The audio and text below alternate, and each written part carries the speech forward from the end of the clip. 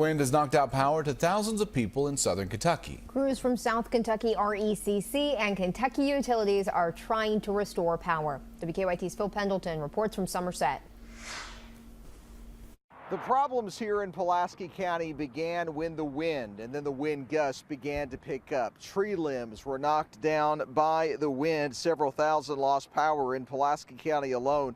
Now, a map inside the control room at South Kentucky RECC shows the power outages, many of them in the eastern part of the county, but officials say the problems are pretty much county-wide.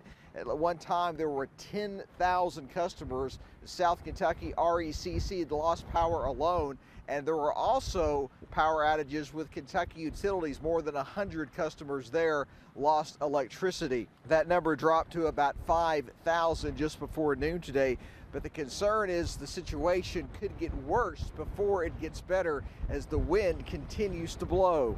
All hands on deck. We've got contract crews already helping us, mutual aid crews on the way, just whatever we have to do to get everybody back on as quickly and safely as possible. Now, we are still working to assess some of the damages ourselves. We have been in contact with the Pulaski County Emergency Management Agency, and they are looking into some reports of damages as well to some structures. We have heard that there was a trailer that was damaged on Piney Grove Road. We are still working to find out more about that. But for now, in Pulaski County, Phil Pendleton, WKYT.